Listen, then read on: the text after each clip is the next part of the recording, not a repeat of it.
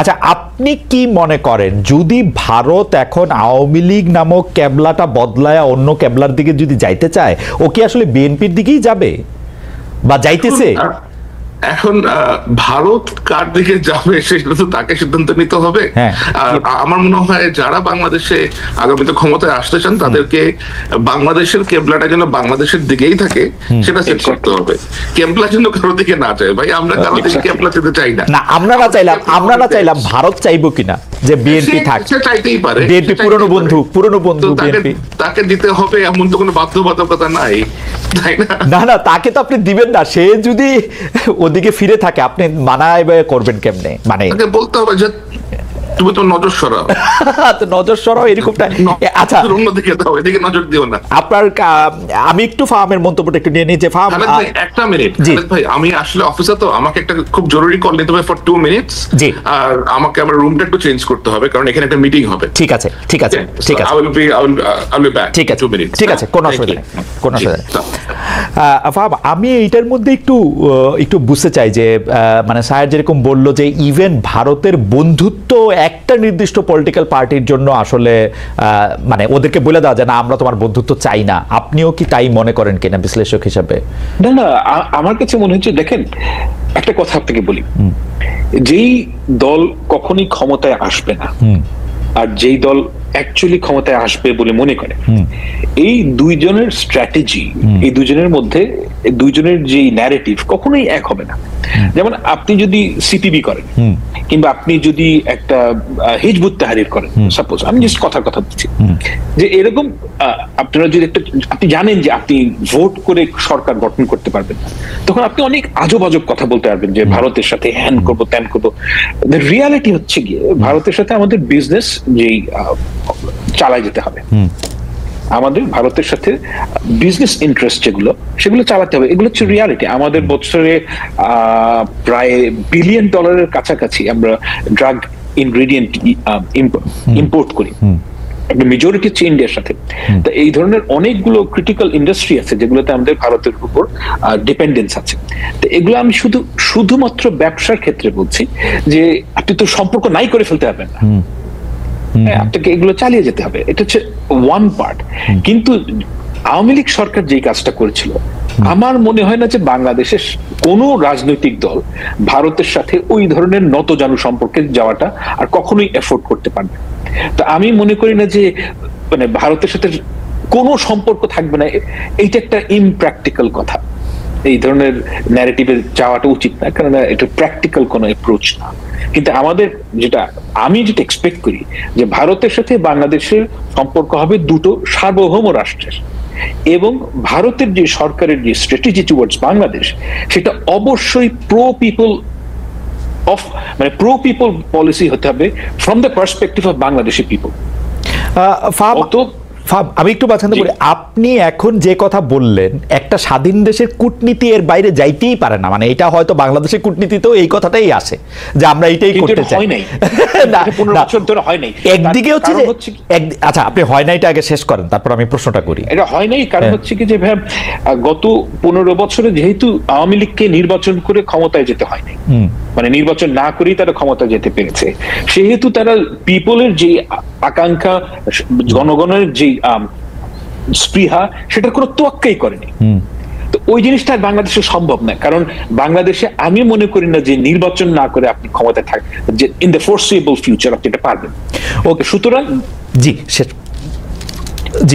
সেহেতু আমি বলছি যে বাংলাদেশের ভবিষ্যতে যেই সরকারে আসুক, এই ধরনের নতজানু সম্পর্কের কোনো প্রশ্নই আসে না, এবং সেটা তারা এফোর্ড করতে পারবে না, কারণ ওই জায়গায় গেলে সে পরে নির্বাচন হারবে।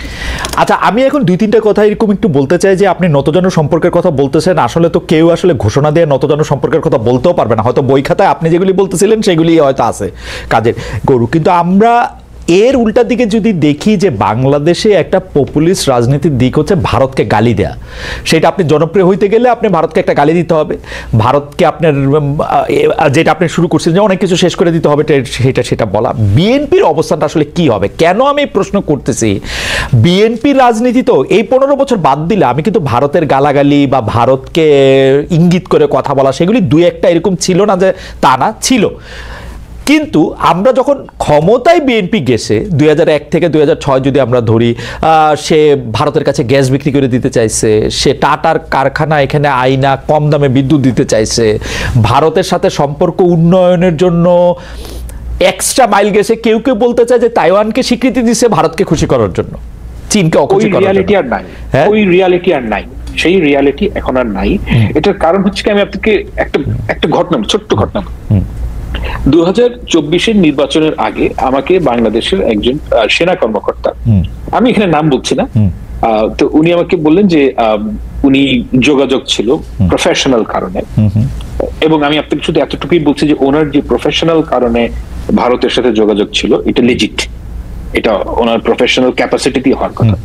তো ওনাকে বাংলাদেশের আওয়ামী লীগ সরকারের প্রায় 15 জন এমপি রিজিউমে সিভি দিয়েছেন ভারতে পৌঁছানোর জন্য, এবং এর মধ্যে 3 জন সেটা হিন্দিতে ট্রান্সলেট করে দিয়েছেন। সিরিয়াসলি? তো বুঝতেই পারছি, একেবারে হিন্দিতে এখান থেকে ট্রান্সলেট করে দিয়েছে যাতে সে ওখানে পৌঁছলে পড়তে সুবিধা হয়।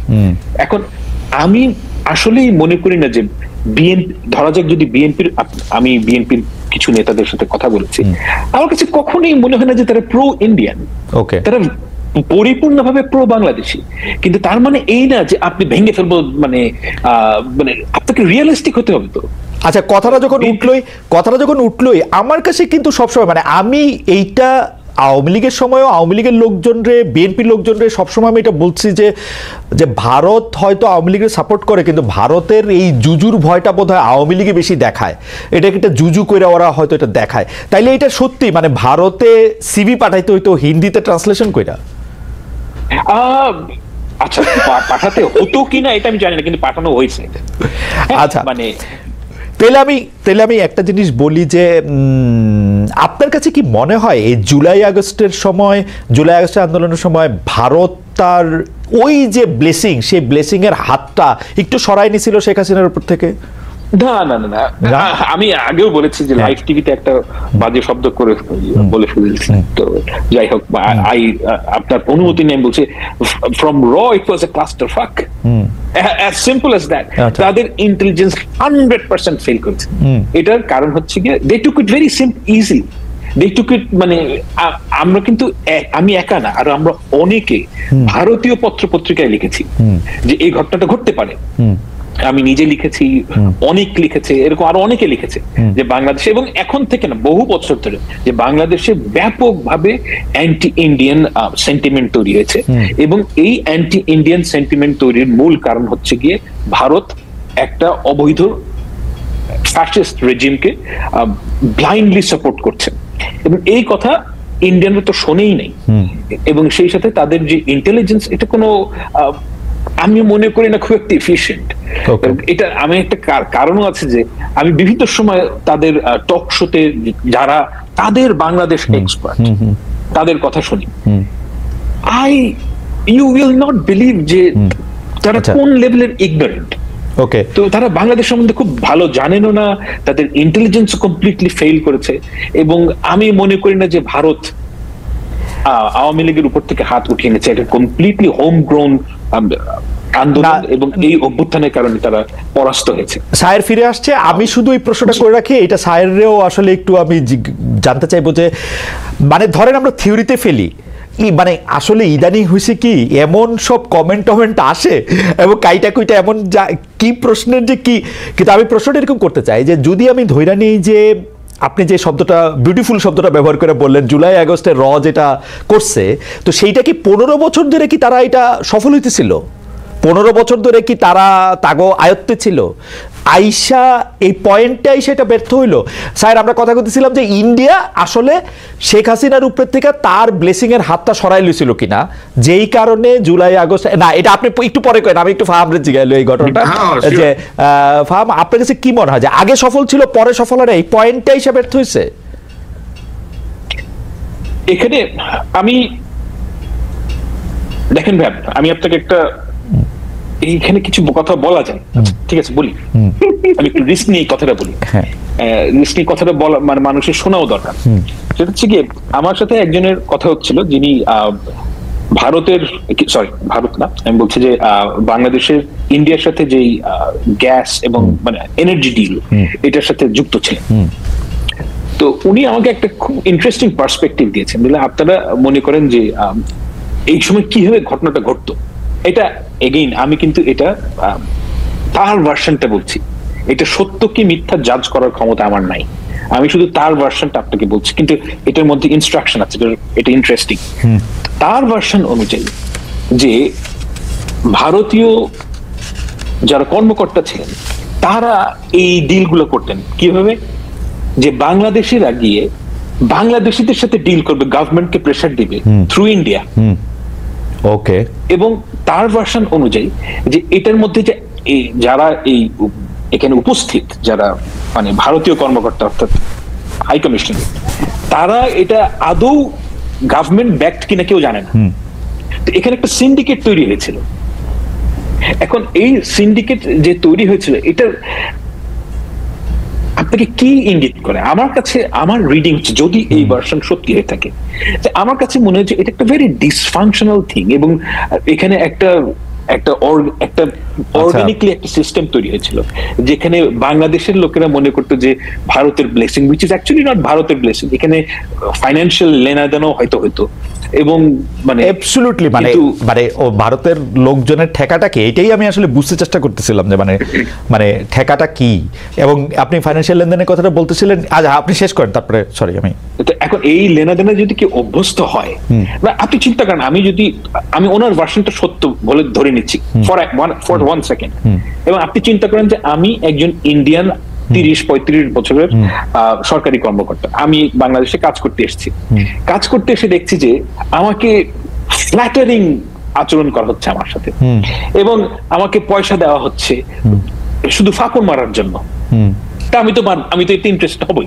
ওকে, তাই না? যে আমার কথা যদি আপনার পয়েন্ট পরিষ্কার। আমি একটু স্বামীর কাছে জানতে চাই, স্বামী আমার ইয়াটা হচ্ছে যে 15 বছর ধরে আওয়ামী লীগকে ভারত সাপোর্ট করতেছিল, সেই সাপোর্টটা জুলাই আগস্টে সরাই নিছিল কিনা? 15 বছর ধরে ভারত আওয়ামী লীগ সরকারকে যে সাপোর্ট করছিল সেটা তারা অবশ্যই জুলাই আগস্টে সরায় নেয় নাই। এটা যদি আপনি একটু দেখেন, কারণ জুলাই আগস্ট পরবর্তী সময়ে বাংলাদেশে বিভিন্ন রকমের পরিকল্পিত স্যাবোটাজ করার চেষ্টা করা হয়েছে। তারা যদি সেগুলো সরাই নিত তাহলে তো তারা এই স্যাবোটাজ গুলো আর করার চেষ্টা করতো না। আর যদি ব্লেসিং সরাই নিত তাহলে তারা হাসিনাকে বা গ্রহণ করতো কেন? বিশ্বের কোনো দেশ তো তাকে গ্রহণ করতে রাজি ছিল না। গ্রহণ করছে কি, বন্দি করে রাখছে, কি আর করছে? না, বন্দি করে রাখলে তাহলে সে কথা বলতেছে কেমনে? কত তো ফোনই করতেছে, সামনে আসে না। না, সে সামনে আসে না, তার লজ্জা লাগে নাকি? সে কেন সামনে আসে না সেটা সে বলতে পারে। এটা একটা ভালো শব্দ বলছেন। যাই হোক, আরেকটা যে তার চেহারা এখন সে দেখাবে না, যে বিকজ তার কয়েকদিন আগে তো সে বলছিল হাসিনা পলায় না, হাসিনা যায় না, কয়েকদিন পরে তো নিজেই বাক্স হয়ে গেছে। আচ্ছা ঠিক আছে, আমি তাহলে আপনিও প্রায় একই মত। আপনার কাছে একজন, মানে আমরা আসলে দর্শকদের অনেক মতামত পাচ্ছি, একজন আপনার কাছে জানতে চাইছে স্বামী, যে খালেদ ভাই সামী ভাইকে জিজ্ঞেস করেন, উনি ওয়াকারকে নিয়ে বিভ্রাট হয়েছে, এর আগে পোস্টে বলেছিলেন, এখন উনি জেনারেল ওয়াকারের ভুল ত্রুটিগুলি পয়েন্ট আকারে দেখিয়েছিলেন, হুট করে উনার স্ট্যান্ড চেঞ্জ কেন? না, আমরা আসলে আমার স্ট্যান্ড চেঞ্জ হয় নাই। আমার স্ট্যান্ড বিভিন্ন রিসার্চ করার পরে, বিভিন্ন স্টাডি করার পরে, বিভিন্ন রকম তথ্য উপাত্ত সংগ্রহ করার পরে আমি বুঝতে পেরেছি যে এই লোক বাংলাদেশের জন্যই এখন পর্যন্ত কাজ করে যাচ্ছেন। বাংলাদেশের কোন রকমের ক্ষতির কারণ উনি অন্তত হবেন না, বরঞ্চ দেশটাকে একটা স্থিতিশীল পরিস্থিতিতে পৌঁছানোর জন্য তিনি একেবারেই চেষ্টা করে যাচ্ছেন। এটাই আমার কাছে একেবারে ভেতর থেকেই আমি এরকম তথ্য উপাত্ত এগুলো সবকিছু আমি পেয়েছি।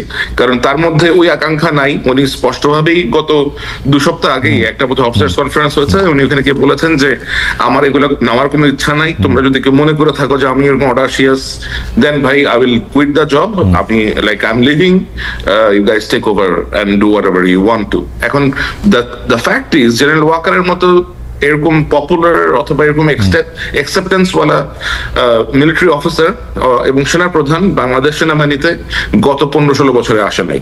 Two be very frank with you, অনেকেই বলবে যে হ্যাঁ এই জনপ্রিয় ছিল, ও জনপ্রিয় ছিল। জেনারেল ওয়াকারের যেরকম অ্যাকসেপ্টেন্স আছে সৈনিকদের কাছে, আদার র্যাঙ্কস এর কাছে, অফিসারদের কাছে, এটা আপনি অন্য আরেকজনকে রিপ্লেস করতে পারবেন না। মানে শেখ হাসিনা সব কাজ খারাপ না আসলে। না, শেখ হাসিনা সব কাজ খারাপ না, এটা তো শেখ হাসিনা তো সব কাজ খারাপ না। আচ্ছা ঠিক আছে, আমি আসতেছি আপনার কাছে। শেখ হাসিনা সব কাজ খারাপ না হলে সে আজিজরা দিল কেন? চোর পাটপাট। হ্যাঁ হ্যাঁ, আজিজকে দিছে খারাপ, ওয়াকারকে দিছে ভালো, ভালো কাজ খারাপ কাজ সব কাজই করছে আর কি। যাই হোক, আমরা দর্শকদের কাছে জানতে চাইছিলাম দেশের আইন শৃঙ্খলা পরিস্থিতি সন্তোষজনক, স্বরাষ্ট্র